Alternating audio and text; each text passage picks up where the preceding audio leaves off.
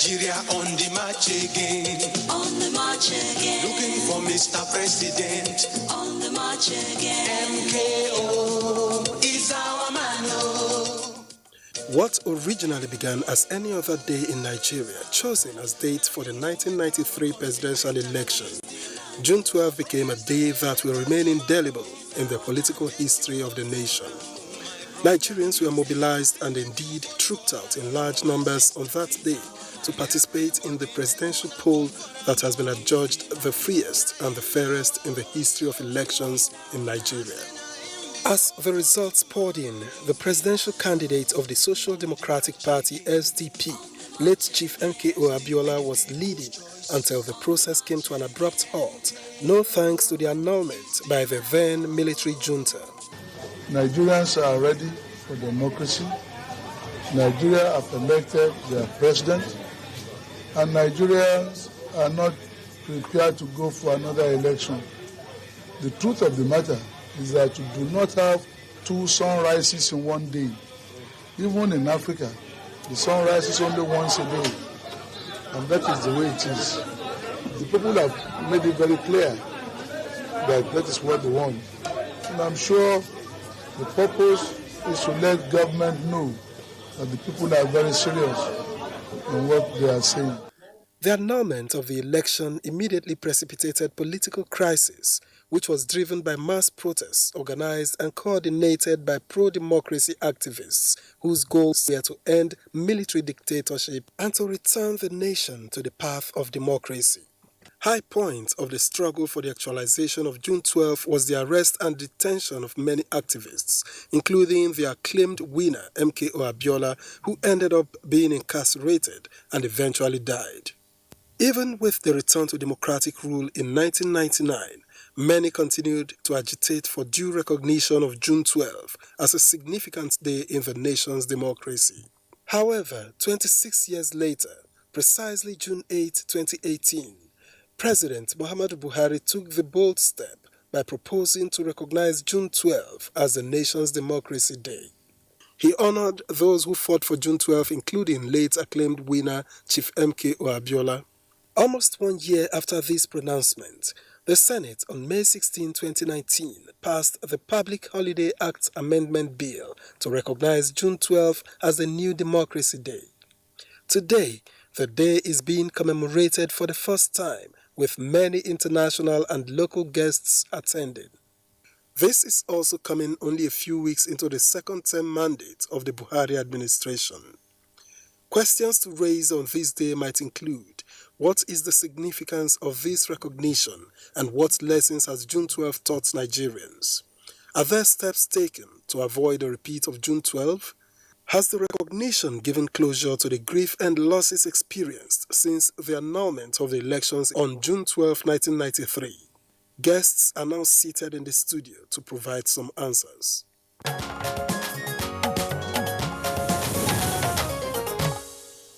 Indeed, our guests are all seated here. So let's begin the introduction, and I'll start with our own former Director General of the NTA, former Director, Public Affairs at the defunct National Electoral Commission of Nigeria, NEC, that was in 1993. And I'm talking about Professor Tony Iradia. Prof, thank you very much for joining us. Thank you, Claire. Also here with us in the studio is Rinsola Abiola, who is the daughter of late Chief MKO Abiola, of course, the acclaimed winner of the June 12, 1993 elections. Rinsola, thank you for joining us also. Thank you very much for having me.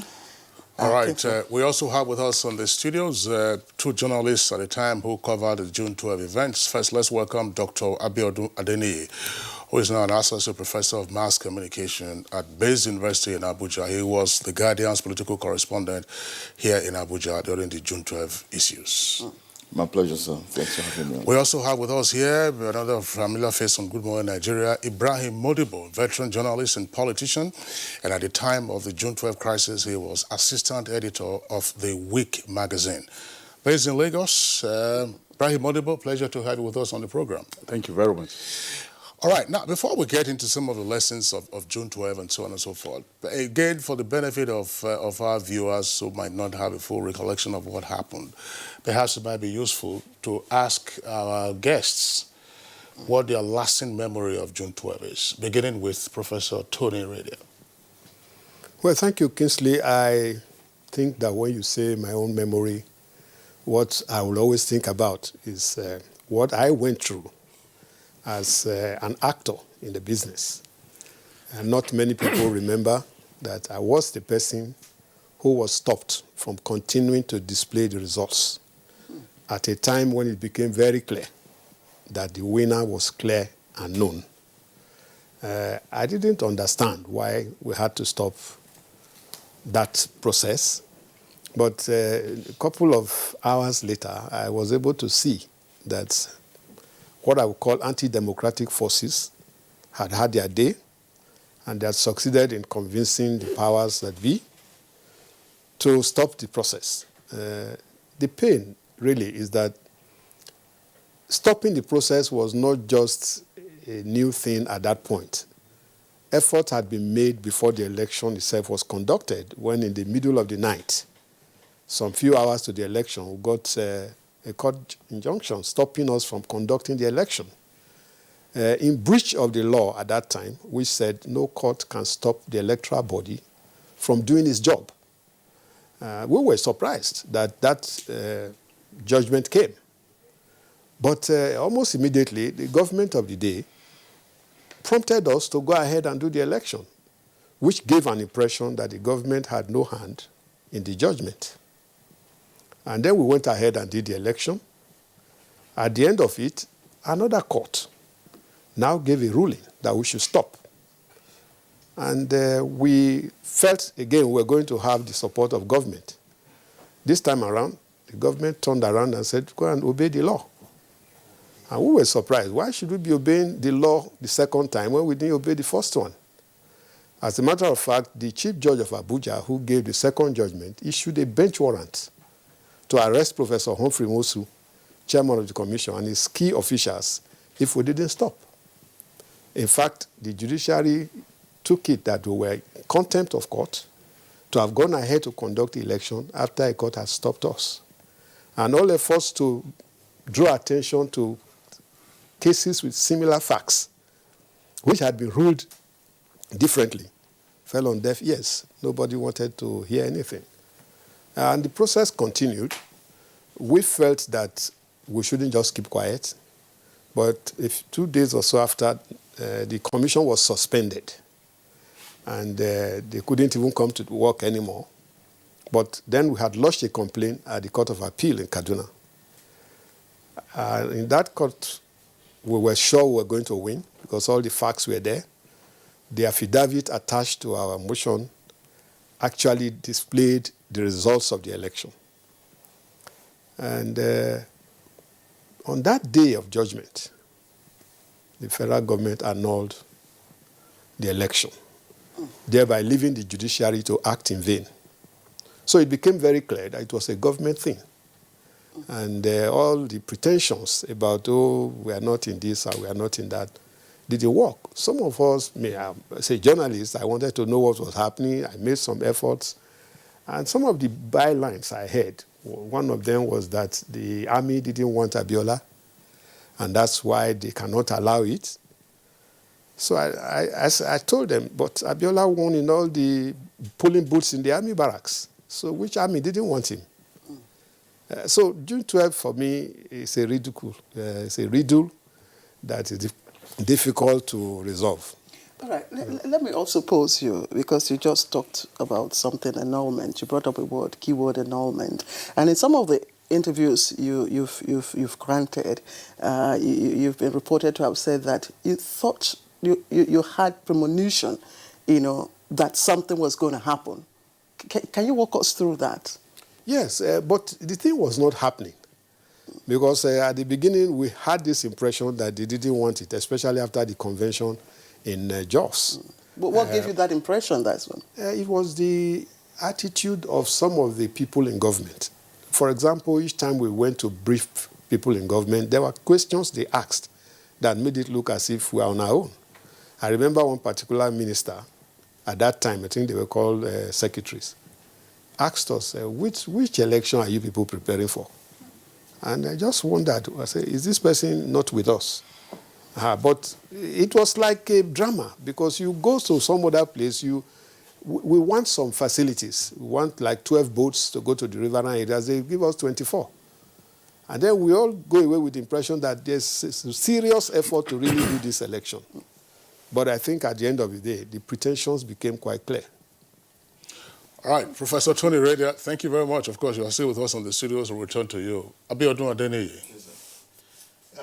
Very interesting, really. You know, I have this unpalatable memory of June 12th, really, because, of course, I was a correspondent for The Guardian covering politics and especially details to take care of the election, you know.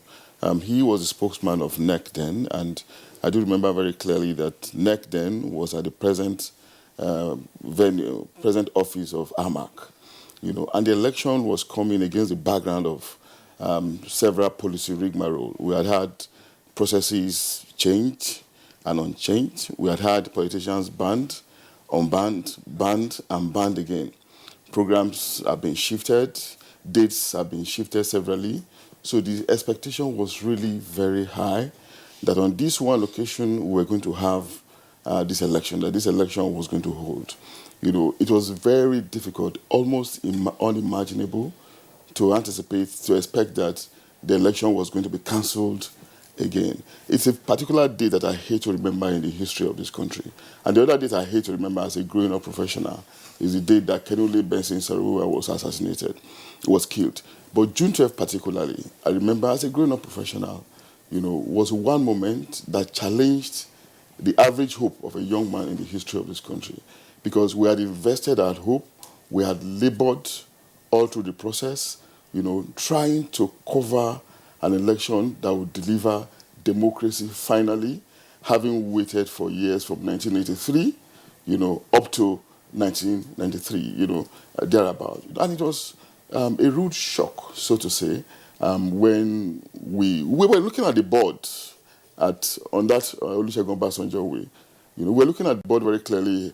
The results were coming out. After the results were already announced across the states of the Federation.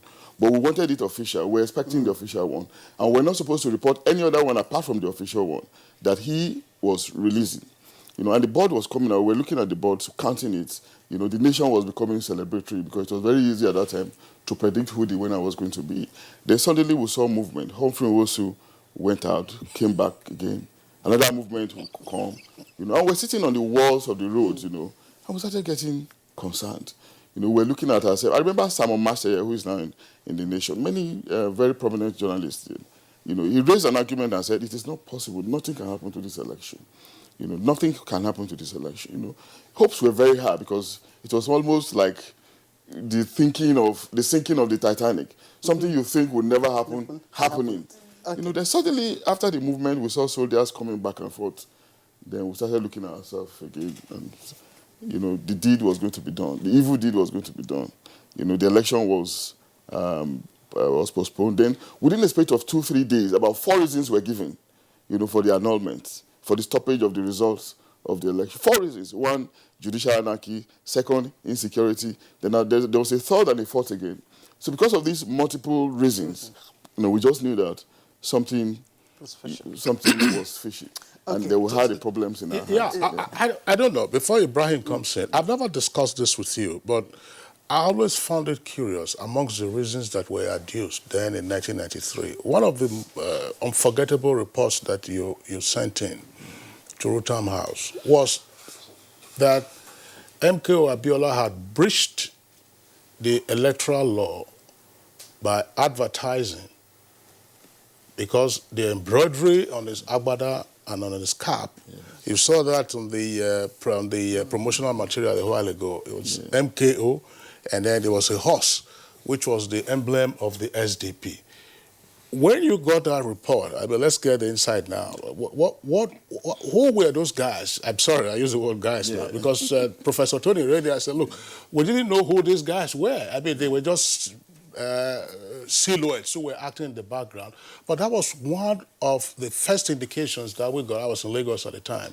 That said, look, there was trouble ahead. Yeah, I think, you know, in the business of reporting, sometimes there are many sources. There could be official sources, and there are some unofficial sources.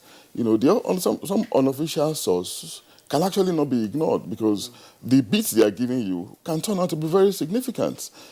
So when they came, of course, they came with, some kind of complaint, false verbal, and we had them on tape, saying that this thing cannot stand. This is a breach. But of course, we had this strong premonition that they were coming from a very powerful source. Do not forget, we used to have ABN, Association for Better Nigeria indeed, We used to have ABN, and they were all working in a network.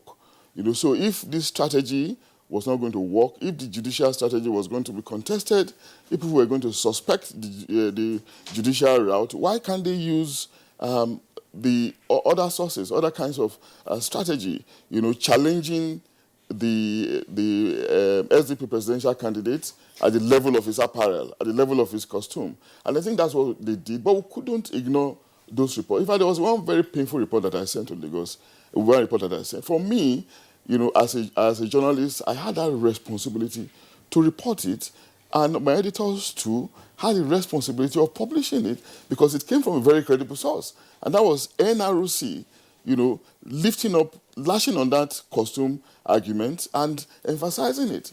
So it was reported, but of course it was a sad story from the point of view of a reporter and from the point of view of an editor who wanted change, who wanted progress in the country, but of course the job had to be done. And again, it wasn't the actual reason. So let's bring in... We had no idea. They had 4 reasons. You said you had, several reasons. Yes. Okay. Malam Modibo, as an assistant editor then, did you get any scoop indicative, that something, terribly bad was going to happen?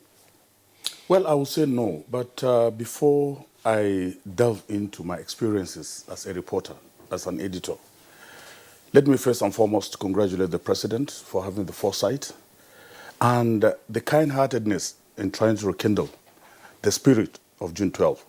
But this singular aspiration, I strongly believe it was in the best interest of Nigeria and Nigerians and also the unity of this country. Let me also tender my condolences once again to the family of Abiola, the president that never was. Because Abiola, as far as I'm concerned, still lives. With this rekindling of June 12 aspiration, Abiola is still alive. Having said that, I was the regional editor of the Week magazine in Yola.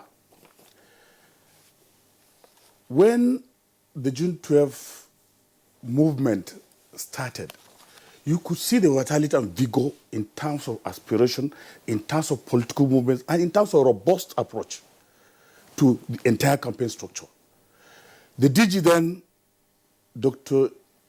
Senator Silas Zungina, had a kind of robust engagement. The campaign structure was so formidable that you should listen to even the jingles. It was so motivating. Here we had an aspirant that was very exciting. His engagement with Nigerian people was very robust. Abiola was one person that went into the field with a mission and vision. He was one person that was a bridge builder, a grassroots mobilizer, a charitable philanthropist, and also a philanthropist and also a charitable industrialist. And by virtue of his deep pockets and the fact that he has touched so many lives, he became a Nigerian product. Abiola's political structure was so formidable that at that point in time, honestly, by the time, especially in the Northeast, the aggregation of opinion, when I saw the engagement of the structures, we were so comfortable that as even reporters, that the SDP was carrying the day. If you go to the fields, especially on the day of the election, I could recall with great nostalgia that people were so enamored by what Abiola represented. That's why June 12 today still remains a watershed in Nigerian history, in the sense that it defied that kind of feeling of people were not, people were generally tired with the military as at that point in time. And therefore, with the coming of Abiola, he changed the face and character of governance, and he changed the face and character of politics. Bringing in robust engagement, talking to people on what they want, and also having a mission. Abiola was never there to amass wealth. He had the pockets. He was a billionaire, very comfortable. On his own, he could have just gone ahead, but he had a mission to the Nigerian people. Yeah. And at that point in time... Sorry, Claire. Yes. I mean, Ibrahim Modibo said now that Abiola was a billionaire, had a deep pocket. One of the reasons that was circulated for annulling the election was that the federal government was owing him so much money that, if he came into office, the first thing he would do would be to settle the debts that was owed him. No. The military government said that at the time. Let me say one thing. Yes. Before you answer that, Yes. I interjected you, Yes. because I wanted you to tell us whether, as a journalist and assistant editor at the time, before the eventual annulment, were there feelers? Were you getting certain feelers? Doc here told us, what happened, and of course, Prof, also indicated. Were you also getting certain feelers, indicating that something was going to happen? You didn't get that. Well, as at that point in time in Yola, honestly, there was no that feeling. That's why when this annulment came, to us, it was one of the most brutal, if not one of the most brazen impunity in terms of allowing, the aggregation of democracy in sub-Saharan Africa, south of Limpopo and west of Zimbabwe.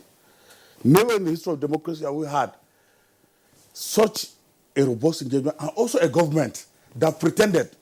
Because then, to be candid, the way the president then, the military president then, was shifting the goalposts, he was a player. But yet he was shifting the goalposts, and at the end of the day, people called him Maradona. So, trying to shift the goalposts by way of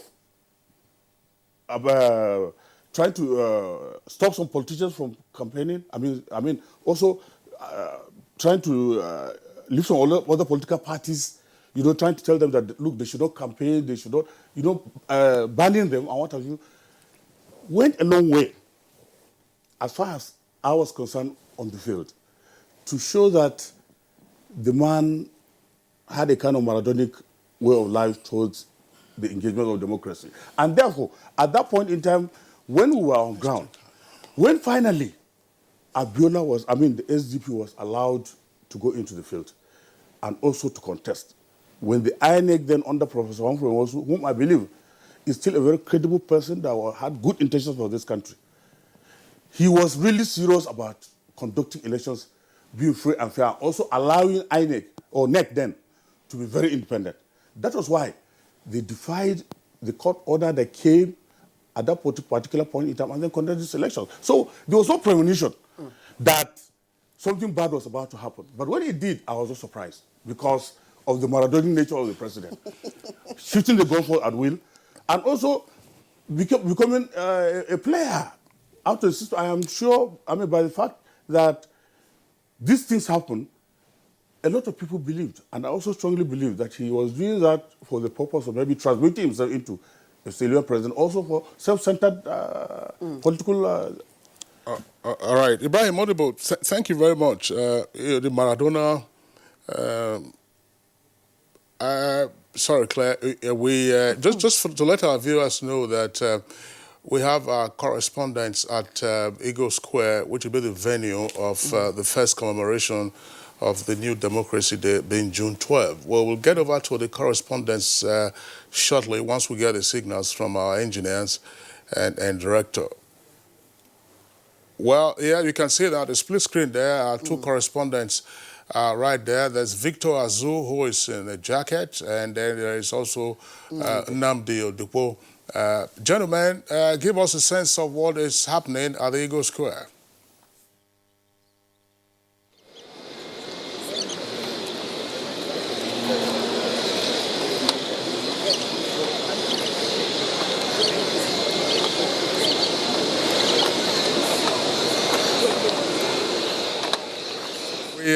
We'll get back to our correspondence once the audio is set up. Now, let's come back to Rishola Abiola, daughter of Chief MKO. What's your lasting memory of June 12? I don't want to ask what you were doing on June 12, 1993, but... I was quite young, so June 12 has been a key component of my life. Growing up, you know, getting people, everybody was talking about it. In school, everybody was talking about it. My friends, parents, everywhere, at home, on TV, it was constantly being discussed.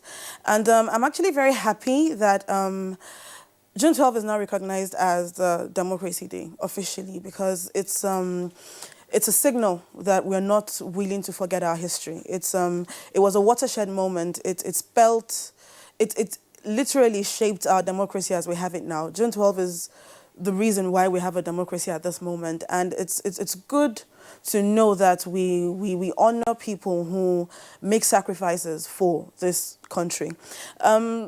As a child, I often wondered, sorry, I stammer. So as a child, yes, I did. So as a child, I often wondered why it all had to happen. But then as I grew older, for me, it's a thing of pride to know that my father stood up for what he believed in, that he was such a force, that millions of people around the country, believed in the message that he had, the message of hope that things could be better. And, his story was also very inspiring. So that's a huge inspiration, not just for those of us in the family, but a lot of people across the country.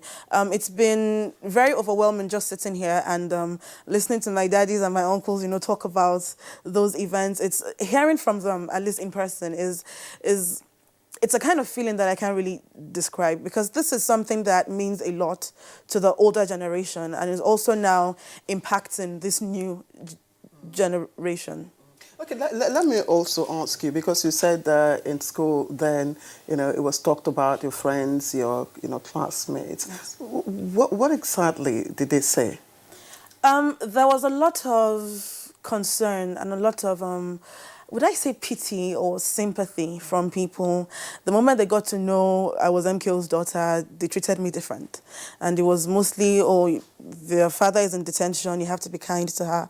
But then another thing, of course, was the pressure to excel in my academics, because daddy was so brilliant and everybody knew. So that was there was a lot of pressure to actually be able to live up to all those expectations. But it was mostly, in fact, I don't think I ever had any negative experience relating to people knowing that I'm his daughter. And even though he wasn't around while I was growing up, even though I don't have very many recollections, I think it's a great thing when you're able to live a life where, although, your children, some of them were young when you passed away, you still have so much goodwill that occasionally they meet people who say, because you're MKO's daughter, like, you can come in. It's a great thing. It's an awesome thing. And I really do hope that it's something that I'm also able to replicate for my children. Did you, sorry, Kinsley, what did you make of the fact that at that age in school, yes, that students, were able to speak about your father, talk about your father, or even have knowledge of, the part played by your father? I think it just really shows how important the role he played was, and the fact that a lot of people were concerned about how things were going. A lot of people were ready for change. A lot of people were ready for freedom, essentially, liberty. We wanted to be free from the shackles of military dictatorship, and we've had very, very dark moments in our history, and a lot of people were longing to just get out of that. So it was as if people wanted something to happen, and then they knew there was somebody who was willing to put in the work to get it done.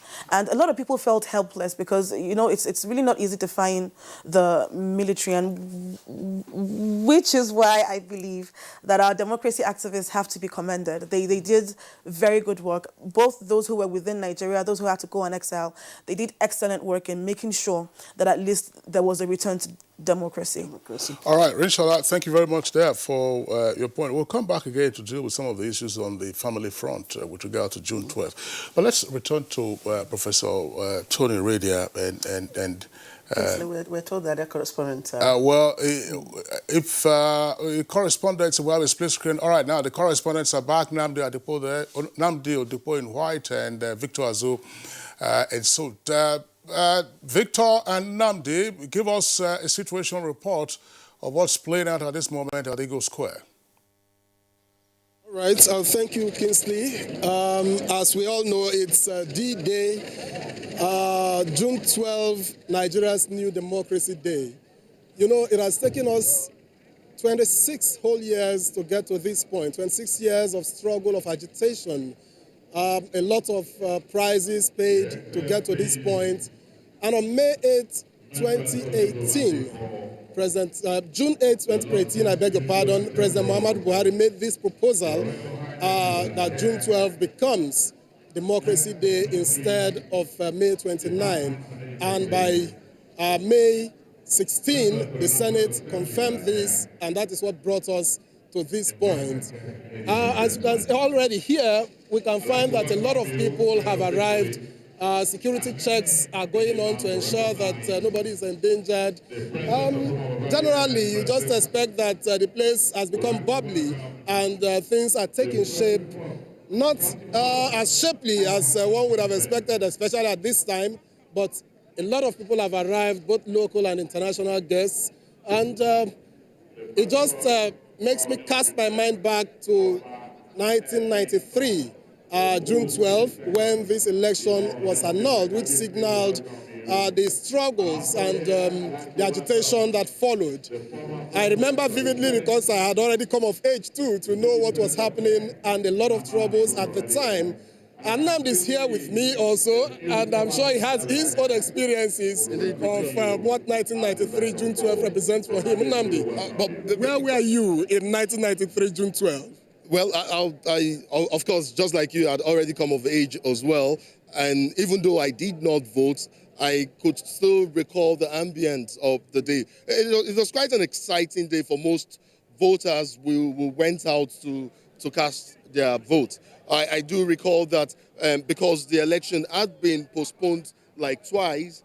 I think the last time before 1993 was in 1990 when it was originally scheduled to have taken place. And so the anticipation was quite high and most people were excited to go out to participate in the vote. But of course, that was some 26 years ago. But let me bring you back to today, Kingsley. It's a clear, bright morning. And of course, Kingsley, you know what they say about clear, bright days. These are such days hold lots of promises. And so we do expect a lot of promises. We hope that today would be good for the entire country, Kingsley. June 12 has become such a significant day for us as a nation in terms of our democracy, and we hope that some of these promises will begin will begin to manifest as we mark the first anniversary of June 12 as our Democracy Day, Kingsley. All right, and need I add that today actually brings to a head the struggle for June 12, for the recognition of June 12, and begins the celebration. And so it's the maiden edition of the nation's celebration of June 12 as Democracy Day. And the excitement around here is palpable. You can see the media all over the place. You can see traditional rulers, dignitaries, government officials, captains of industries, private sector stakeholders, and all of that. And so the place is set. You can see it beautifully decorated, Eagle Square, and all is almost set. I dare say that in not too long from now, we expect that Mr. President will probably be making his way down here to kick off properly the celebrations on the day. Victor and Nnamdi, I just wanted to say that both of you were toddlers, so don't go about that. But basically, we heard yesterday that quite a number of African leaders have already come. Can you give us a sense of how many of African leaders we have? And beyond Africa, are there other, special guests from, other continents? course, I'm clear. We do know that the Venezuelan president arrived yesterday and a couple of other countries outside of Africa. For now, I think as of yesterday, as of last night, we had a roll call of about 14 heads of state from African countries, where we expect that more might come in. We know that the list from the protocol office of the president has quite a long list of visiting dignitaries and heads of state from African countries. For now, we are yet to see any of them arrive at the Eagle Square this morning, but we do know that a couple of diplomats have already arrived, of course, maybe in anticipation of their heads of state arriving the venue. Claire.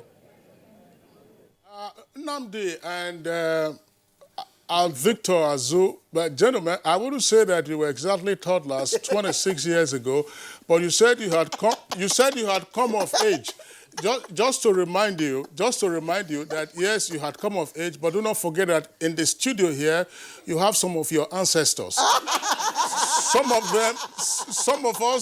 of us are near ancestors, and then only one of us is a very distant ancestor.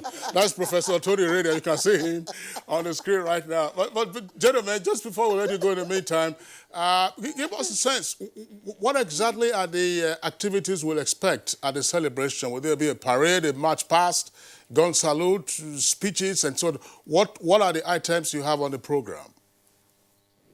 All of that, Kingsley, all of that. There will be the customary parade, of course, which usually accompanies the Democracy Day. There will be, of course, there will be the inaugural speech.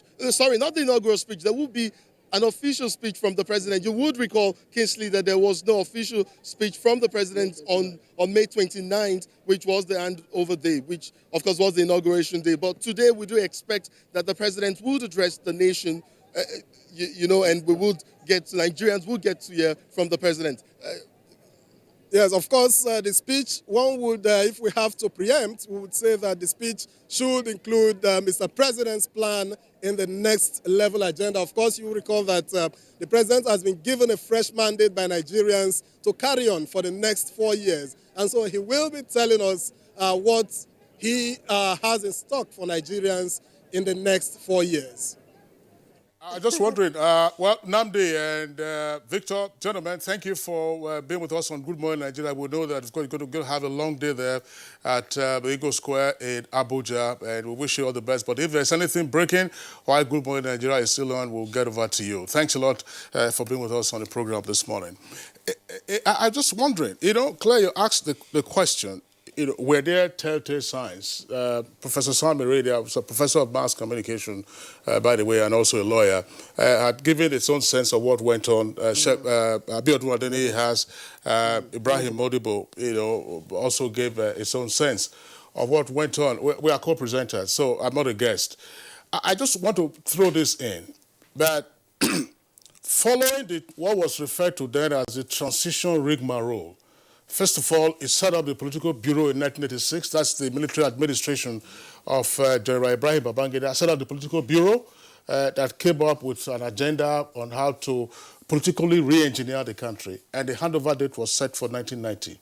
The goalpost was then shifted to 1992. But by January 1992, we had a diarchy that kicked off. And diarchy, of course, meant that you had state governors, you had National Assembly members, State Assembly members. Even though National Assembly, they had the so-called no-go areas. Then the last election was the presidential election.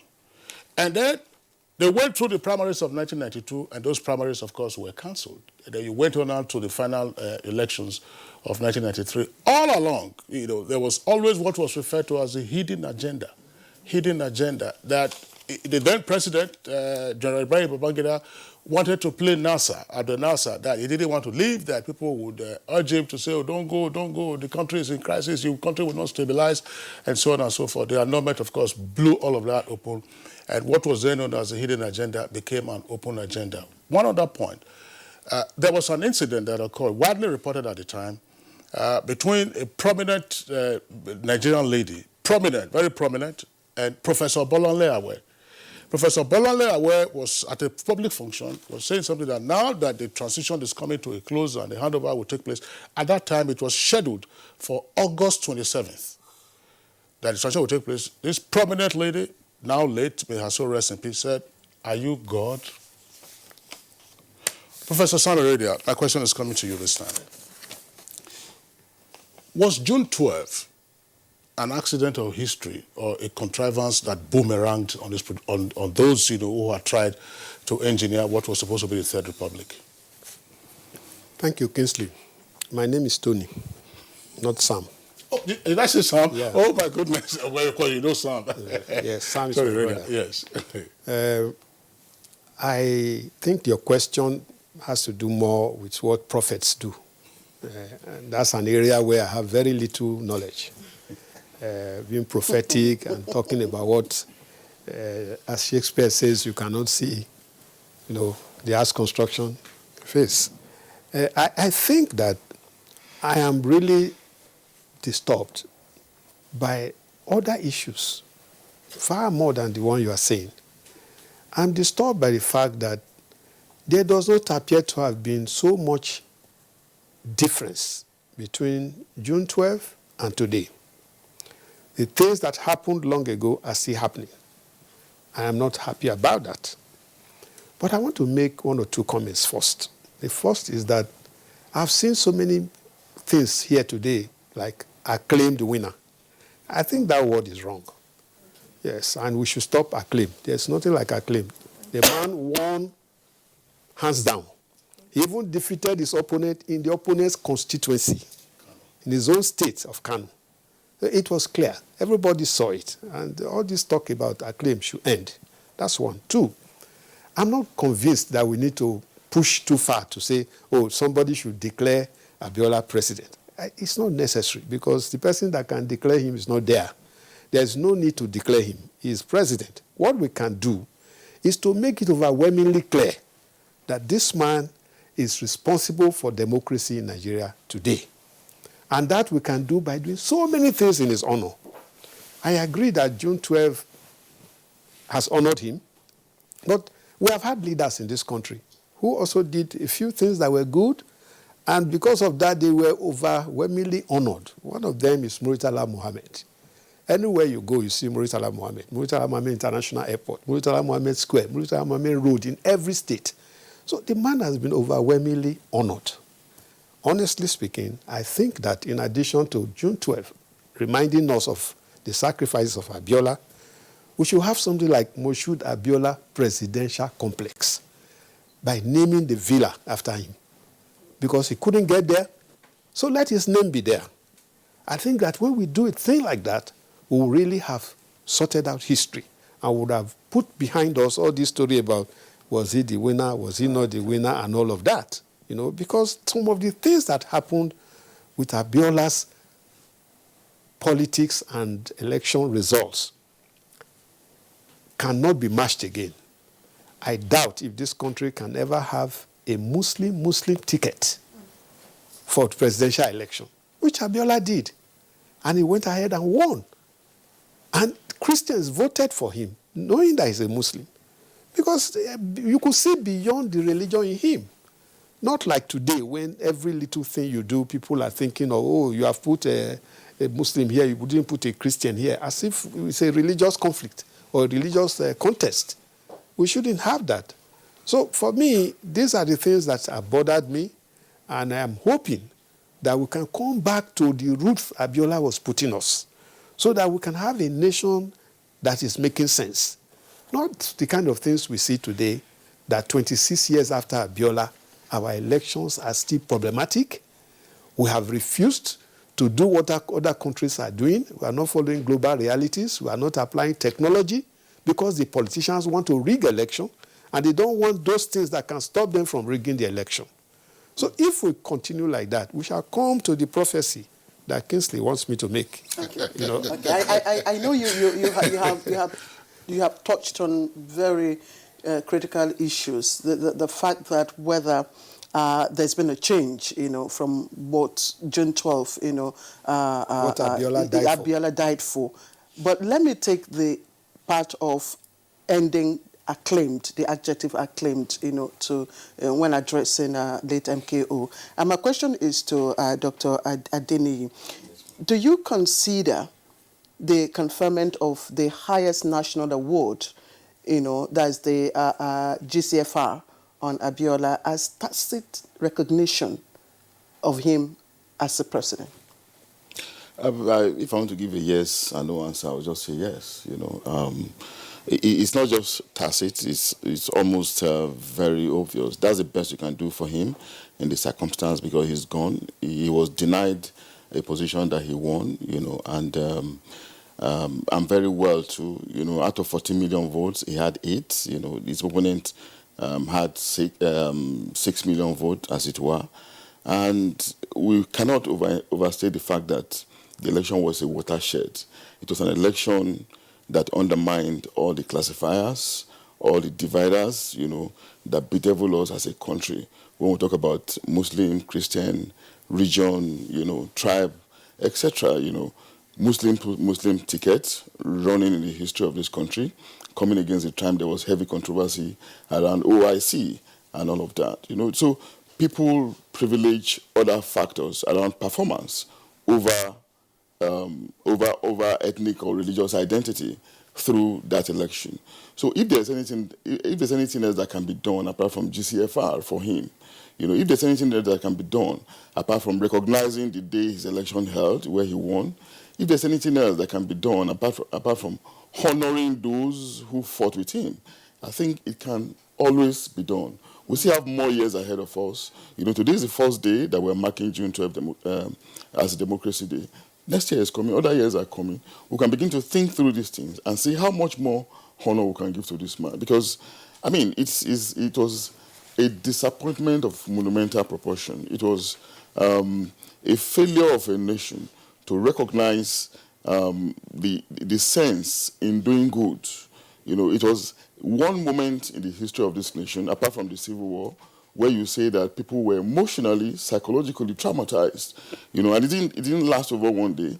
It lasted over years, and it took time, it took thinking, it took consensus before we were able to negotiate our way through that trauma. It will have led to something worse, but we're just lucky as a nation that we survived it. It shows our resilience as a people, and it shows that with all hands continuously being on deck, we can continue to survive as a nation if we could survive that trauma, brought on us by some dictatorial mind who probably didn't want to go. And that's why I would slightly disagree with the respected professor, Professor Iradia. He said he's not a prophet, but I saw, sometimes of contrivance in the whole process. It was very easy to predict that somebody was not sincere about a transition program. Because of the way, policies were moving from one point to the other, because of the way changes were being introduced, you could just predict that, something sinister was going to happen.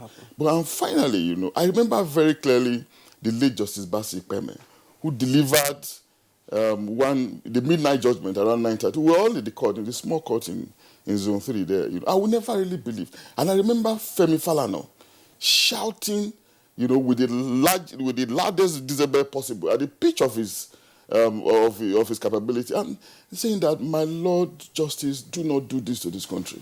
Do not suspend the release of this result. But the Justice, well of blessed memory, went ahead and gave ABN the order that the release of the election should be discontinued. All that is history now. We're talking about the significance of the day. But these are moments in the history of nations that you don't want to happen again. Nations go through trials. Empires go through trials. Societies go through trials. We've gone through our own, but it is more than salutary that today is being recognized. But the ultimate wish should be that, attempts, efforts should be made to prevent this kind of thing from happening.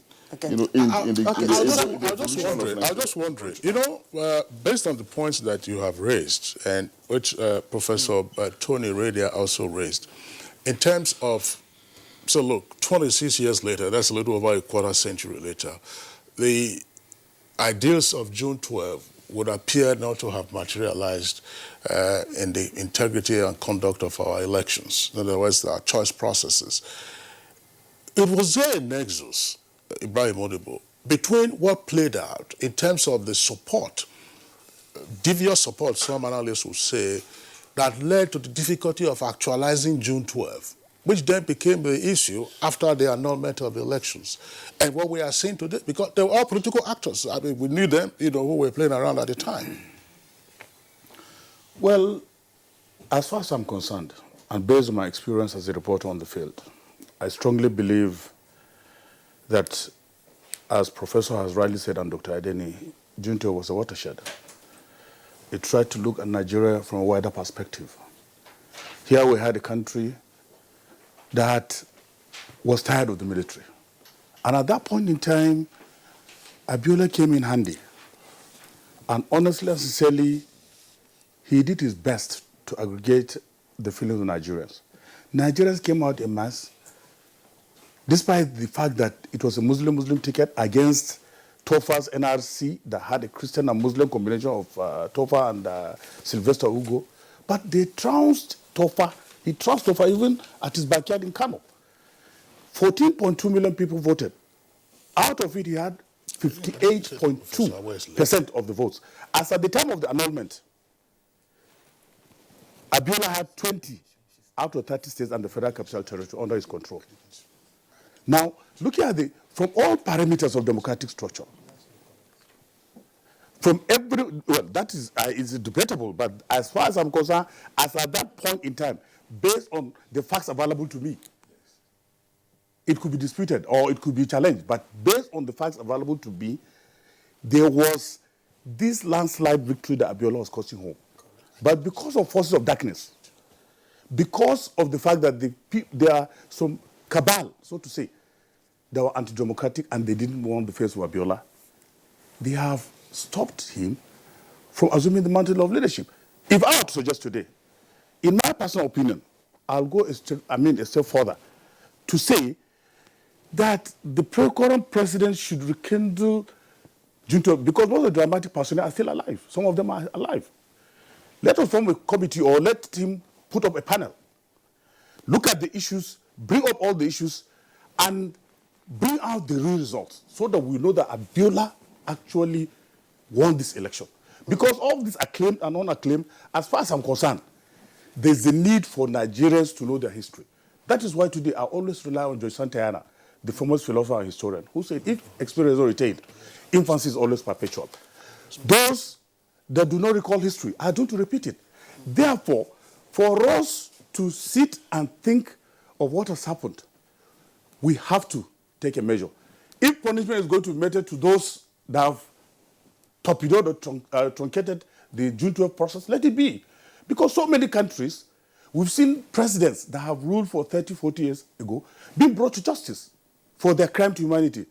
We had a president that was highly respected, whose love for humanity found its deepest and most profound expression in his commitment to social justice and kindness for mankind. Therefore, history is there.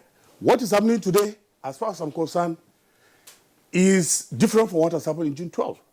I may disagree with Professor Tony Oredia that what is happening today is like, no, it's not. As far as I'm concerned, there's improvement. We have gone a step further. Because if you look at democracy as it is today, it's only this current president that gave the latitude to states or elections being won by opposition. What we had in 1999 under President Olusegun Obasanjo was more of a mob democracy, where if once you get the ticket of PDP, it is as free and fair that you won this election. Okay. So let me just land. Yes. And honestly and sincerely, I strongly believe that there's credibility now to the electoral process because we've seen opposition winning even at the back. I mean, currently, if you look at what has happened in these elections, who will ever think that the PDP would have won so many states of the APC? Nobody. Okay. And also, just to learn, I strongly believe that as of 1999, when Obasanjo came onto power, he had the singular honor and privilege of correcting this misnomer. But unfortunately, Abiola was his kinsman, classmate, and also they came from the same state. Okay, I'm forced to pause you. Yes. Madam But wasn't that a consideration of the power brokers at the time in springing him from jail and then making him a presidential candidate to assuage the Southwest. Exactly. It was to assuage the Southwest. So I just strongly believe that he would have used that singular opportunity to have rekindled the spirit of June 12 by at least declaring Abiola had been the president, has won the president. But unfortunately, I think because maybe Abiola I have to pause. was more handsome. I have to pause. We want to take a short break. We'll be right back. A lot of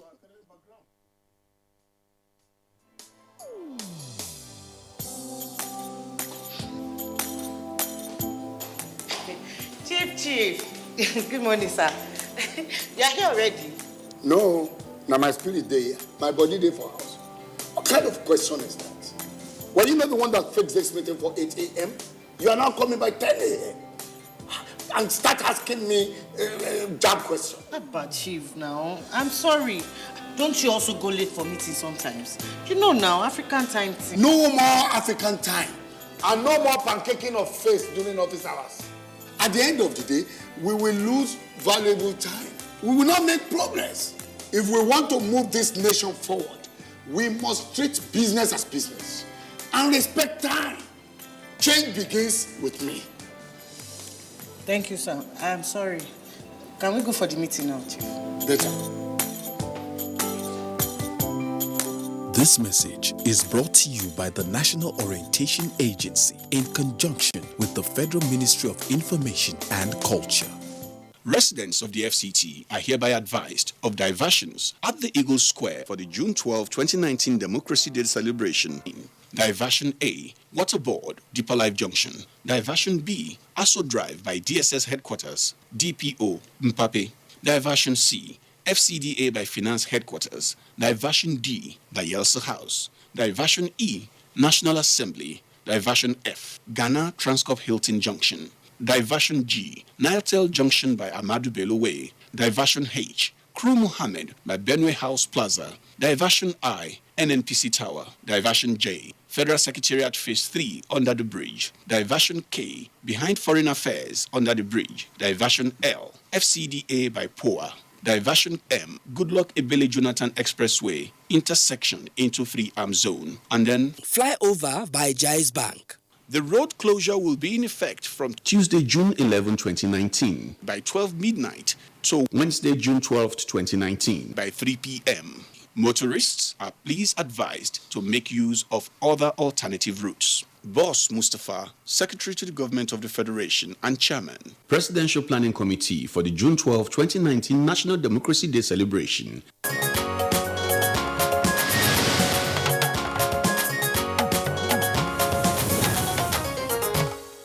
All right, you're still watching Good Morning Nigeria. We're looking at the significance and importance of today, June 12th. Of course, we're celebrating as our first National Democracy Day. And just to acknowledge a call from Professor Rotimi from Ile-Ife. Of course, he's telling us that Professor Awe is still alive. I don't think anyone, of course, mentioned that or said that Professor Awe we mentioned anything about Professor Awe, but we're glad that she's still alive, and want to thank you, Professor Rotimi, for letting us into that. Now, let's go to... No, sorry, Claire, let me say this again. I didn't say that, Professor...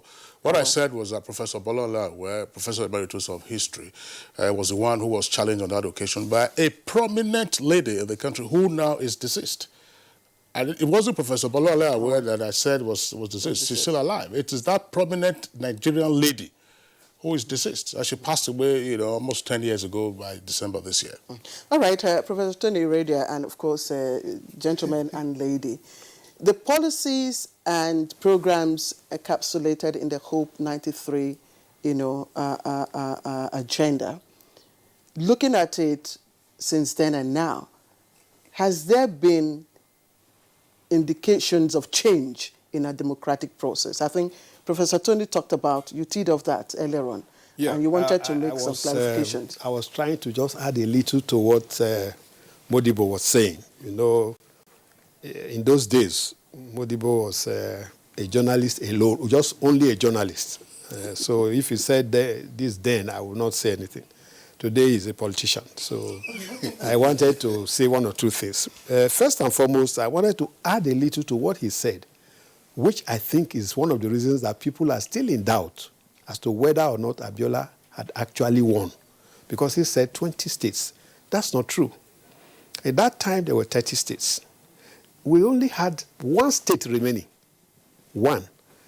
Now, this may not have been known to the public, but remember that it was an option A4 process where results are announced at the spot. So in all the states, results had been announced. The fact that they had not reached Abuja did not mean that those results were not known. The results were known. Apart from Taraba, there was no result that had not even reached Abuja and had been moderated and agreed upon by both sides. So really, there was nothing there. And that state that remained, the electoral commissioner, the late Professor Pius Sada, was delivering his result when we were stopped, right? And that was even an SDP state. So there is no dispute as to those things. Besides, I said earlier that we went to the Court of Appeal in Kaduna, where we tried to stop government from doing what it eventually did. And we were asked to submit evidence of what we're talking about. And so the result was attached in an affidavit to the court, and it became a public document. We don't even need to set up any committee to look for that result. Besides, Professor Humphrey Wosu is still alive. He has written a book. In that book, there's a schedule there that shows the results. The results are known. It's a waste of energy to go and say you want to go and do that. So that's one. Two, like I said, Modibo was talking about probably his party and was saying that there has been improvement. That's not the point I'm making. The point I'm making is that the process is still untidy. We can create a system that makes rigging virtually impossible. That's what I'm talking about. Besides, as an observer, I distinguish President Buhari from the party. They are not the same at all. President Buhari is not the same as the APC. He's the APC candidate, the APC winner, and all of that, but he's very different from APC, because when you listen to him talking and you listen to APC talking, you will see a wide difference. When people will say, for example, that if you go to court against the party, we are going to deal with you. The next day, you will see the president somewhere saying, anybody who is aggrieved should go to the court. All right? You will see somebody has been suspended. Okorocha suspended. Amosu suspended in Ogun State. And you see the president going to those states to go and commission projects, thereby nullifying those suspensions. Right? The whole idea of the politicians wanting to change things all over and over again, Buhari is not for that. It's clear. You don't have to like him to accept that that is the position. So I'm not talking about whether Buhari is good or is not good. What I'm talking about is the electoral process. Has it improved? It cannot improve if we are just following the same manual process that we used 26 years ago. That is my point. If we are still having a process that is supposedly secured by policemen, we are wasting our time, because we have seen evidence that policemen also are part of those creating the problems. We see it on TV. It's not about me saying it. These days of electronic transfer and transmission, you can see what is happening. You can see what police and security agencies were doing. So it's obvious. Now, that comes to the point you have asked. Hope 93 and today, are they the same? They are not the same. That's my point. And I would think that we should make progress. We should go beyond where we were 26 years ago. We should recognize that Nigeria is a nation. And all of us cannot be politicians. If all of us are politicians, there will be no person to produce food. So we must recognize farmers. We must recognize other professionals. This whole idea of politicizing everything we do is going to put us in trouble. And that's the point I am making. The politicians have to tone down. And the only way to do it is to sanitize the electoral process. And then tame the politicians who are making all this force that makes election a war in Nigeria. Election should not be a war. It should be a game, as it is elsewhere. And if we do it that way, I think that we'll be making a lot of progress. We'll be having all of these things that we're having now. Yesterday, we had National Assembly election. How many people were involved? Maybe 500.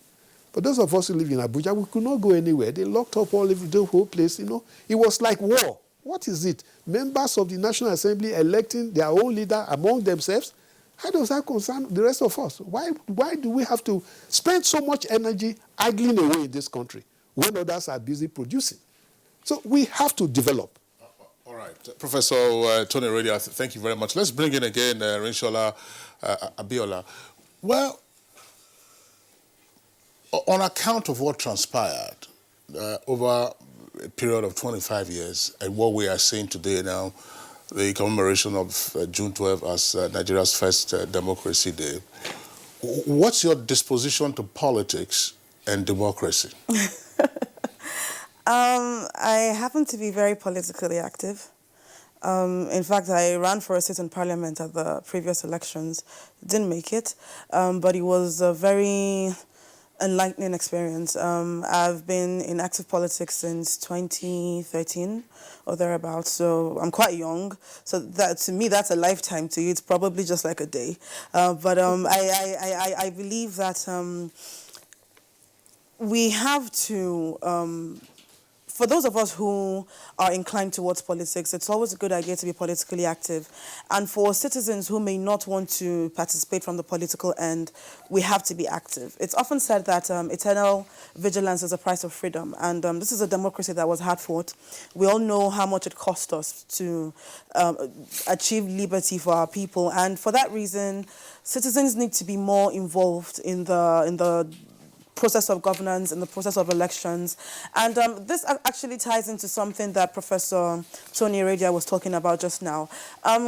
Yes, I must give it to INEC for they've been able to introduce some reforms or some initiatives. For instance, the idea of having voting points in addition to polling units, so it's easier for people to vote, card readers to reduce fraud and things like that. But at the same time, there are a couple of issues that affect convenience, so to speak. There are lots of people who are not registered to vote. There are others who registered but have difficulty picking up their PVCs. So we need to do as much as possible to, one, engage in civic education, also to tackle the issue of voided votes. In the last elections, there were about 1.3 million void votes in the country. In 2015, we had 844,000 void votes. So it's quite a lot. So it's one thing for our people to come out and vote, but they don't even know how to vote. That's also going to affect the integrity of the process. So we need to do as much as we can to step up the civic education and also put that the awareness in our people that voting is a civic responsibility. It is your constitutional duty, and you should take it seriously because you have to be involved in how to choose our leaders. It's what the many heroes of our democracy fought for, and we must honor them by continuing to be active, to hold our leaders to account, to monitor the process, and to do all we can to see to it that our democracy survives. In terms of doing away with rigging enablers, within the democratic process, how much do you think, what was your experience in the last election? I think we've actually moved, at least in some areas, from violent ballot snatching, where, people come with guns, shoot into the crowd. We've moved away from that, and I think the big problem now is vote buying. And there are some people who argue rather mischievously that vote buying is not a crime in and of itself. However, the Electoral Act has clauses pertaining to inducement and, of course, bribing people on the day of the election. So these are provisions that need to be enforced. I've always been of the opinion that our challenge is not a lack of laws. It's falling short when it comes to implementation. And that also comes into law enforcement agencies ensuring that they exercise a constitutional mandate to bring people who are flouting our electoral laws, bring them to book. That's the only way that we can put an end to all these practices. And in areas where violence is the norm, we do have some pockets of violence in elections these days. But I'm hopeful that with more stringent regulations, that make it obvious that when such infractions occur, the results from those areas will not count. We should see a reduction in that. And of course, ensuring that people who engage in electoral violence are brought to justice. That's also very important. All right, Richola, thank you very much. We have a number of tweets that have come in torrents, of course. We are going to have to just go through them. This is Badamasi H. Adamu. June 12 is a day when Nigeria, or was a day when Nigeria came out en masse, voted without religious or tribal consideration for the candidate of their choice. And it was also the most credible, free and fair election. Above all, it's a day we could have a new birth of freedom. And Chris Simeon, it's not about June 12 or May 29. What every Nigerian wants to see is the real dividend of democracy. Look at the high rate of banditry, kidnapping, hardship in the country. Ruben Oba says our leaders should emulate MKO, not just by observing the day. If our previous leaders had him in mind, Nigeria would have been better for all of us. Thanks to President Buhari for this day to come through. And Shakiro tweets, June 12, now New Democracy Day, one of the most significant days in line with South African history. More lessons to learn, more information, more video to support the true story. June attracts compassion to the world. Sonny Michael Amakojo, June 12 no doubt symbolizes both sadness and joy. Joy because MK Abiola is being commemorated on his death as the true winner of the June 12, 1993 election. And sad, on the other hand, that the election which was adjudged freest was never allowed to stand. May the souls of those who died for this rest in peace. And Festus Akimboye, although the number of registered political parties in our country is too high, but we must continue to encourage participatory democracy if we must have a secure and prosperous society. Well, he continues, our Democracy Day must be about Nigerians. We must stop blaming all our country's problems on a particular group of people. Rather, government must adopt citizen-based approach that democracy implies if we must have a long-term, stable and effective government. And Musa Muhammad Hadejia, inauguration of June 12 as Democracy Day shows that Nigeria is heading to next level of conducting free, fair and credible elections. This is coming from MK Santuraki. It says, I wish you could bring in Professor Nwosu, that's Humphrey Nwosu, the then NEC chairman, Babagana Kingibe, that's Ambassador Kingibe, and Alhaji Bashir Tofa on as guests on your program. I'm sure we'll attempt that going forward. Thank you very much for this suggestion. All right, Comrade Ngala tweets, MKO Abiola is a man of peace and justice. We will not forget him in our memory. May his gentle soul rest in perfect peace. Tweet number 3 here, that's the set of tweets coming from Rhoda. This one, that's the handle, says, at the time in 1993, I was just 9 years old.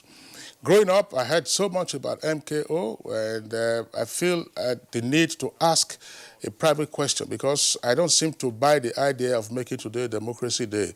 Looking at the faces of those elders in the studio, I feel they know what we don't know. I want to begin with the distant ancestor, most respectfully, Professor Tony Radia.